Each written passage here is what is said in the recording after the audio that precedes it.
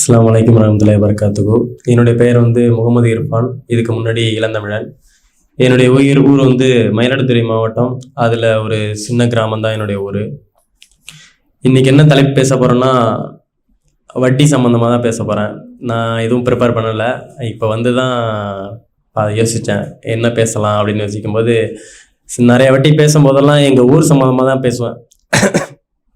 ஏதாவது ஒரு தலைப்பு நம்ம எடுத்து அதை ப்ரிப்பேர் பண்ணி பேசுகிறதுக்கும், ப்ளஸ் ப்ராக்டிக்கலாக நம்ம வாழ்க்கையில் நடந்தது, ப்ளஸ்ஸு நம்ம பார்த்தது கேட்டது, இதை பேசும்போது நமக்கு தானாகவே அது என்ன பேசலாம் அப்படிங்கிறது எதுவுமே யோசிக்க தேவையில்ல, அதுக்கு ப்ரிப்பேர் பண்ண தேவையில்ல, அது ஆட்டோமேட்டிக்காக வந்துடும் இல்லையா? அதனால் இதுதான் கொஞ்சம் எனக்கு ஈஸியாக இருக்கும் அப்படின்ட்டு தான் யோசித்தேன். அப்படி யோசிக்கும்போது அவர் வட்டியை பற்றி பேசும்போது எங்கள் ஊரில் நடக்கக்கூடிய வட்டி, அந்த விஷயங்கள்லாம் யோசித்தேன். எங்கள் ஊரில் பார்த்தோம்னா கிட்டத்தட்ட ஒரு 26 வீடு இருக்குது அப்படின்னு சொல்லலாம். கொஞ்சம் தான் இருக்குது, சின்ன கிராமம். சின்ன கிராமத்தில் ஒரு 26 வீடு இருக்குது. பக்கத்துலேயும் தெருக்கள்லாம் இருக்குது. ப்ளஸ் எங்கள் தெருவில் பார்த்தோம்னா இந்த 26 வீட்டில் மோஸ்ட்லி எல்லா வீட்லேயுமே வட்டி வாங்குவாங்க. எதுக்கு வாங்குறாங்க, ஏன் வாங்குறாங்கன்னா தெரியாது. இது முன்னாடிலாம் எப்படி எதுக்கு வாங்குவாங்கன்னா, கல்யாணம் ஏதாவது பண்ணணும், தன்னோட பொண்ணுக்கு கல்யாணம் பண்ணணும் அப்படின்னு சொன்னால் வட்டி வாங்குவாங்க. அந்த பொண்ணுக்கு கட்டில் எடுக்கணும், சீர் ஜாமான் எடுக்கணும், மாப்பிள்ளைக்கு பைக் வாங்கி கொடுக்கணும் அப்படிங்கிற சில காரணத்தினால எடுப்பாங்க. மாப்பிள்ளை வீட்லேயும் எடுப்பாங்க. மாப்பிள்ளை வீட்டில் எதுக்கு எடுப்பாங்கன்னா, நல்லா மண்டபம் எடுக்கணும், மண்டபம் பிடிச்சி நல்லா சாப்பாடு போடணும், அந்த லைட்டு செட்டு இந்த இதெல்லாம் கட்டணும், நல்லா ஸ்பீக்கர் போட்டு ஆடியோ போட்டு சாங்ஸ்லாம் போடணும், இந்த மாதிரி விஷயத்துக்கெலாம் எடுப்பாங்க. இதுக்கு மட்டும்தான் வட்டி வாங்குவாங்க. அப்படி வட்டி வாங்க போக கடைசியில் பார்த்தோம்னா ஏகப்பட்ட பேர் எங்கள் தெருவில் எல்லார் வீட்லேயுமே வட்டி எடுத்து அவங்க வீடு கட்டுறதுக்கு எல்லாத்துக்குமே வட்டி வாங்கினாங்க. ஆனால் அந்த வட்டிக்கு பேர் பார்த்தோம்னா வேறு பேரில் வரும். எல்லாருமே ஃபைனான்ஸ் வாங்குவாங்க. அந்த ஃபைனான்ஸ் பார்த்தோம்னா வட்டி தான். அதை பேர் பார்த்தோம்னா எக்யூடஸ்ன்னு இருக்கும், வேறு குழு பணம்னு சொல்லுவாங்க. இது பேரில் தான் வேறு இங்கிலீஷில் வரும், அவங்களுக்கு புரியாது. பெயர் மட்டும் லாங்குவேஜ் வேறு லாங்குவேஜ் இருக்கும். பார்த்தோம்னா ஆக மொத்தம் எல்லாமே வட்டி தான். எல்லாத்துலேயுமே இன்ட்ரெஸ்ட்டு அதில் போட்டிருப்பாங்க. அதனால மக்கள் பாதிக்கப்படுறவங்க பார்த்தோம்னா ஏகப்பட்ட பேர் எங்கள் ஊரில் கிராமத்தில் உள்ள பெண்கள் தான். அந்த வட்டிக்கு லோனுக்கு கொடுக்கக்கூடிய அந்த நபர்கள் ஒரு 2 பேர் வருவாங்க. 2 பேர் இல்லை ஒருத்தர் வருவாங்க, நல்லா ஃபேன் ஷர்ட் போட்டு லுக்காக டக்கிங் பண்ணிட்டு வருவாங்க. இந்த மாதிரி நாங்கள் குழுக்கு பணம் தரோம், இந்த மாதிரி உங்களுக்கு லோன் தரோம் அப்படின்னு சொல்லிட்டு அவங்க ஜென்ஸு கூட போயிட்டு, ஆண்கள் பெரும்பாலும் போயிட்டு யாருமே வட்டிக்கு போக மாட்டாங்க. ஆனால் பெண்கள் என்ன பண்ணுவாங்க, வீட்டில் இருக்கிறதுனால ஆண்கள் சரியாக சம்பாதிச்சு கொடுத்தா தானே பெண்கள் அந்த பக்கம் போக மாட்டாங்க. என்ன நம்ம ஊரில் ஆண்கள் என்ன பண்ணுறாங்கன்னா, சம்பாதிப்பாங்க, பாதி காசு மதுவிலே போயிடும், குடிக்கிறதுலேயே பாதி காசு குடிச்சிருவாங்க. பேலன்ஸ் இருக்கிற காசுமே அடுத்த நாள் குடிக்கிறதுக்கு இல்லை அவங்களே நல்லா குடித்தது போக நல்லா ஒரு ஹோட்டலில் போயிட்டு ஃப்ரெண்ட்ஸோடு சேர்ந்து சாப்பிட்ருவாங்க. வீட்டில் இருக்கிற குழந்தைங்களுக்கு கொடுக்கறது கிடையாது, ப்ளஸ் மனைவிகிட்டையும் கொடுக்கறது கிடையாது. அப்போ அவங்க என்ன பண்ணுவாங்கன்னா டைரெக்டாக வட்டியை நோக்கி போவாங்க. அவங்க வட்டியை நோக்கி பெண்கள் கிட்டத்தட்ட எல்லா பெண்களும் சேர்ந்துருவாங்க. ஒரு பெண்கள் அதில் ஒரு ஹெட்டாக இருப்பாங்க. அவங்க என்ன பண்ணுவாங்க, எல்லா பெண்களையும் ஒன்று திரட்டி அவங்க எல்லாருமே சேர்ந்த மாதிரி தான் அந்த பணம் எடுப்பாங்க. பணம் எடுத்து ஒருத்தர் கட்டலை அப்படின்னு சொன்னால் மற்ற எல்லாருமே சேர்ந்து அவங்களுக்காக கட்டணும். அப்படி ஒரு இடத்துல கிரிக்கெட் விளையாண்டுருக்கேன், லோன்காரங்க வந்திருக்காங்க அப்படின்னு சொல்லிட்டு ஒருத்தவங்க வீட்டில் போய் கேட்டிருக்காங்க. அவர் பணம் கிட்டத்தட்ட தரவே இல்லை. தராமல் என்ன பண்ணியிருக்காரு, வெளியூர் போயிட்டார். வெளியூர் போனோம்னா அந்த ஊருக்காரங்கள்லாம் சேர்ந்து அந்த அம்மாவையும் அந்த அண்ணனையும் சேர்ந்து சண்டை போட்டு அடித்து துரத்துற அளவுக்கு இது பண்ணாங்க. அந்த வீட்டை விட்டே காலி பண்ணுறாரு. அங்கே குழந்தைங்க அவருக்கு 2 குழந்தைங்க. அந்த 2 குழந்தைங்களும் ஸ்கூல் பேகு ப்ளஸ் ஒரு கட்டைப்பை இதெல்லாம் எடுத்துக்கிட்டு அந்த ஊரை விட்டே அந்த குழந்தைங்க 2 பேரும் போகிறாங்க. ப்ளஸ் அந்த அண்ணனும் தலையில் அந்த பேகு இதெல்லாம் வச்சுக்கிட்டு அந்த ஊரை விட்டே காலி பண்ணி போகிறாரு. வட்டி எந்த அளவுக்கு போகுது பாருங்கள். கிட்டத்தட்ட எங்கள் ஊரில் வட்டினால் பாதிக்கப்பட்டவங்க எப்படி இருப்பாங்கன்னா, எல்லாம் தலைமறைவாக தான் ஆவாங்க. வட்டி வாங்கியிருப்பாங்க, வாங்கிட்டு அந்த ஊரில் கட்ட முடியாமல், தலை காட்ட முடியாமல், நிறைய வட்டி டார்ச்சர்னால என்ன ஆவாங்கன்னா ஊரை விட்டே காலி ஆகிடுவாங்க. எனக்கு தெரிஞ்ச நிறைய பேர் எனக்கு மெசேஜ் பண்ணுவாங்க, இது மாதிரி அமௌண்ட்டு கேட்பாங்க. அவங்களுக்கு சின்ன அமௌண்ட்டு கொடுத்தோம் அப்படின்னு சொன்னோம்னு வச்சுக்கோங்க, நம்மளால அவ்வளோதான் பண்ண முடியும்.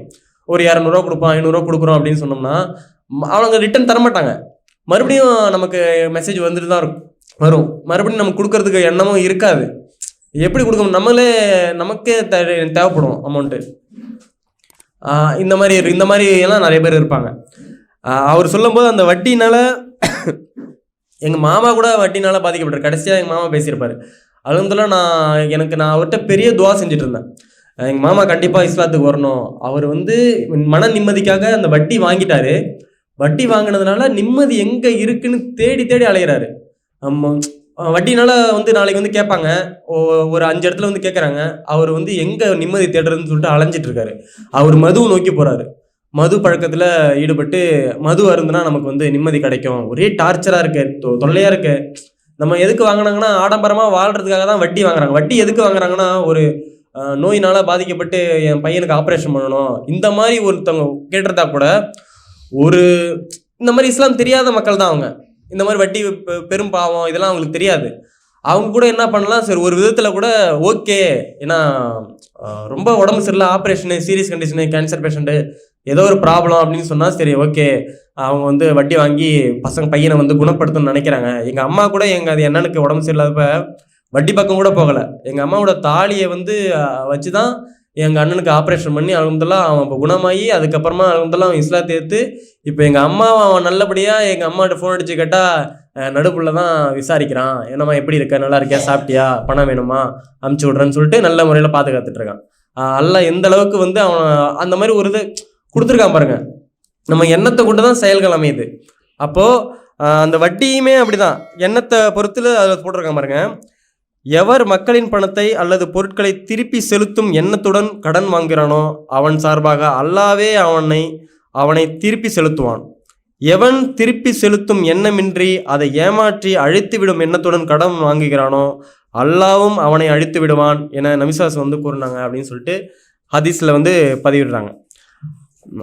அல்லாஹ் எப்படி அவனது கடனை செலுத்துவான் அப்படின்னு போட்டிருக்காங்க. அல்லாஹ் அவனது கடனை செலுத்துவான் என்பது அவனுக்கு ஏதேனும் வழியில் பொருளாதாரத்தை ஏற்படுத்தி கொடுப்பதும் ஆகும்.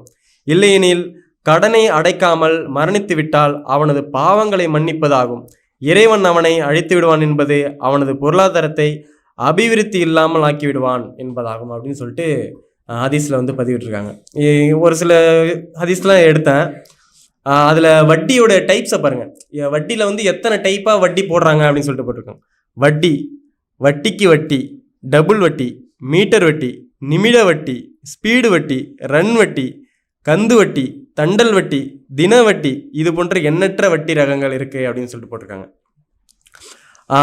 மேலும் இப்போ பாருங்க, வட்டியை உண்பவன், அதற்கு உண்ண கொடுப்பவன், வட்டிக்குனால எதோ தண்டனை கொடுக்குறாங்க பாருங்க. வெறும் எங்கள் அம்மாட்ட சொல்லுவேன், எங்கள் அம்மா வட்டி வாங்கும். எதுக்கு வாங்கிருச்சுன்னா எங்கள் அம்மாவுக்குமே தெரியாது. வீடு கட்டணும், எங்கள் அண்ணனுக்கு கல்யாணம் பண்ணணும், வீடு கட்டினா கல்யாணம் பண்ணலாம் அப்படின்னு சொல்லிட்டு எங்கள் அம்மாவோட வீடு கட்டுறதுக்காக வாங்கியிருக்காங்க லோனு, எக்யூடாஸ் அப்படின்னு சொல்லிட்டு. ஆனால் இந்த விஷயம் நான் சொன்ன பிறகு தான் எங்கள் அம்மா வந்து வட்டியே வாங்காதம்மா, நம்ம நாளைக்கு உயிரோடு இருப்போமான்னு தெரியாது, வீடு கட்டுறது எதுக்கு, நம்ம இந்த உலகத்தில் வாழ்கிறதுக்காக, நாளைக்கு நல்லபடியாக இந்த வீட்டில் வாழணும், சந்தோஷமாக இருக்கணும்ன்ட்டு. ஆனால் நாளைக்கு நம்ம 5 பேருமே உயிரோடு இல்லை அப்படின்னு சொன்னால் நம்ம இந்த வாங்கின வட்டியெல்லாம் எப்படி நம்ம யார் கட்டுவா? அப்போ மரணிச்சிட்டோம் அப்படின்னு சொன்னால் நாளைக்கு மறுமையில் வந்து இறைவன் வந்து வட்டி வாங்கினவங்கள பைத்தியக்காரங்களா அந்த மக்ஷர் மைதானத்தில் சுற்றுவாங்களாம். அந்த மக்ஷர் மைதானங்கிறதே மிகப்பெரிய ஒரு சோதனை இடமான ஒரு இடம் அது. அதாவது நாளைக்கு மறுமையில் வந்து கேள்வி கணக்கு கேட்கக்கூடிய அந்த இடம். அந்த இடத்துல வட்டி வாங்கினவங்க பைத்தியக்காரங்களா அலைஞ்சாங்க அப்படின்னு சொன்னால் எவ்வளோ பெரிய விஷயமா இருக்குன்னு பாருங்க. எல்லாருமே ஈசல் போல ஒவ்வொருத்தரும் முட்டிக்கிட்டு மோதிக்கிட்டு இருப்பாங்களாம் அந்த நேரத்தில். அந்த ஒரு நேரத்துலையும் ஒருத்தன் வந்து பைத்தியக்காரனா சுற்றுறான் அப்படின்னு சொன்னால் மிக மோசமான இடம் அந்த இடம் தான். அதில் போட்டிருக்காங்க பாருங்க, வட்டியினால யாருக்கெல்லாம் என்னென்ன தண்டனை அப்படின்னு சொல்லிட்டு போட்டிருக்காங்க. அதுவும் அங்கே அம்மாட்ட சொல்லும்போது என்ன சொன்னோன்னா, இறைவனை வந்து சொல்லாமலமா திருக்குறளில் சொல்கிறான் பாரு, நீ வந்து தொழு, இறைவனை வணங்கு, இப்படி தானே நம்ம கேள்விப்பட்டிருப்போம். இறைவன் என்ன சொல்லுவான், என்ன நீ வணங்கணும், இப்போ நம்ம இந்து மத வேதத்தெல்லாம் கேட்டுக்கமா அப்படின்னு சொல்லி எங்கள் அம்மாட்ட நான் சொல்கிறேன். இது மாதிரி இந்து மத வேதத்தில் நீ இருந்திருக்க, என்ன சொல்லுவான் இறைவன், 5 நேரம் இல்லை சாமி கும்பிடு, எனக்கு நீ சாமி கும்பிடணும், நல்ல விஷயம் வெள்ளிக்கிழமை வந்துன்னா சாமி கும்பிடணும், இல்லை வேறு வேறு பண்டிகைகள் வந்துன்னா சாமி கும்பிடணும், இப்படி தானே இருக்கும். ஆனால் இஸ்லாத்தில் பாரு, குரானில் என்ன சொல்லியிருக்கான் பாரு, நீங்கள் தொழுவுங்க அப்படின்னு சொல்லியிருக்கலாம்ல. ஆனால் வட்டியை பற்றி எதுக்கு இஸ்லாத்தில் குரானில் வந்து இறைவன் சொல்கிறான், எப்பயாவது யோசிச்சிருக்கியா? அது பாரு, இஸ்லாத்தில் இறைவன் திருக்குறானில் சொல்கிறான் பாரு, வட்டி வந்து பெரும் பாவம் அப்படின்னு சொல்லிட்டு திருக்குறானில் வந்து இறைவன் சொல்கிறான். அது எப்படி அப்போவே 1400 வருஷத்துக்கு முன்னாடி இந்த மாதிரி எக்விடாஸ் பணம், இந்த மாதிரி லோனு எல்லாம் எங்கள் அண்ணன் கூட பேசியிருக்கும் போது அந்த இதில் நம்ம மொபைலில் யூஸ் பண்ணும்போது உங்களுக்கு வந்து லோன் தரேன், வட்டி அப்படின்னு சொல்லிட்டு லோன் சொல்லிட்டு நிறைய நமக்கு மெசேஜ் வந்துகிட்டே இருக்கும். அதில் போட்டிருக்கான் பாருங்க, வட்டியை உண்பவன், அதனை உண்ண கொடுப்பவன், அதற்கு சாட்சியம் அளிக்கும் இருவர், கணக்கு எழுதுபவன் ஆகிய அனைவரையும் நபிகள் நாயகம் ஸல்லல்லாஹு அலைஹி வஸல்லம் சபித்தாங்க அப்படின்னு சொல்லி போட்டிருக்காங்க. இப்படி வட்டியில் வந்து வட்டி வாங்குறவங்க அல்லாஹ்வுடையும் அவருடைய தூதருடையும் போர் செய்வதற்கான போர் செய்கிறாங்க அப்படிங்கிற மாதிரி திருக்குர்ஆன் வசனத்தில் 2வது அத்தியாயம் 278 773 2 வசனங்களில் வந்து குறிப்பிட்டிருக்காங்க. அப்போ பெரும் பாவங்கள்லேயே பார்த்தோம்னா விபச்சாரத்தை தாண்டி, விபச்சாரங்கிறது பெரிய பாவம், எல்லாத்தையும் தாண்டினது இந்த வட்டிங்கிறத மென்ஷன் பண்ணியிருக்காங்க இந்த திருக்குர்ஆனில். அதனால் தயவு செஞ்சு யாருமே வட்டியின் பக்கம் நெருங்காதீங்க, அதை பக்கம் போகாதீங்க, அதை வாங்காதீங்க, அதுக்கு யாருக்கும் சாட்சியும் கொடுக்காதீங்க. நான் வாங்கி தரேன் அப்படின்னு சொல்லிட்டு கூட நீங்கள் யாரும் ஒரு இதுவுமே கொடுக்காதீங்கிற சஜஷனே பண்ணாதீங்க அப்படிங்கிறத இன்ஷா அல்லாஹ் இறைவன் நாடினால் யாருமே வட்டி இல்லாமல், நம்ம வட்டி இல்லாமல் முதல்ல மரணிக்கணும், கடன் இல்லாமல் மரணிக்கணும். கடன் வாங்குறதுல எந்த ஒரு ப்ராப்ளம் இல்லைன்னு சொல்லிட்டு இஸ்லாமில் சொல்லுவாங்க. ஆனால் கடன் இல்லாமல் மரணிக்கணுங்கிறது மிக முக்கியமானது ஒன்று. நம்ம கடனோட மரணித்தோம் அப்படின்னு சொன்னால் கூட நமக்கு வந்து தொழுகை நடத்த மாட்டாங்க. நாளைக்கு அல்லாஹ் வந்து கடனோட ஒருத்தரை சந்திக்கிறான் அப்படின்னு சொன்னால் மிக மோசமான இடம் அந்த இடமா இருக்கும். அப்படி கடனையே சொல்லும்போது வட்டியை வந்து திருக்குர்ஆனில் மென்ஷன் பண்ணி சொல்கிறான் இறைவன், வட்டியின் பக்கம் போகாதீங்க, வட்டி வாங்காதீங்க. அதை வந்து அல்லாஹ்வோட என்கிட்ட நீங்கள் போர் செய்கிற மாதிரி, அல்லாஹ்ட்ட போர் செஞ்சு யாராலையும் ஜெயிக்க முடியாது. நம்ம படைச்ச இறைவன்கிட்ட போயிட்டு நம்ம போர் செஞ்சு நம்மளால ஜெயிச்சிட முடியுமா? அப்போ ஜெயிக்க முடியாத ஒரு நபர்கிட்ட போயிட்டு அல்லாஹ் வந்து குறிப்பிட்டு சொல்கிறான், வட்டியை பக்கம் போகாதீங்க, வட்டி வாங்காதீங்க அப்படின்னு சொல்லிட்டு. அப்போ இந்த வட்டியிலிருந்து யாரும் போயிடாதீங்க. அந்த பக்கம் போய் அதுலேருந்து நிம்மதி பெறலாம், வீடு கட்டலாம், கல்யாணம் பண்ணலாம்.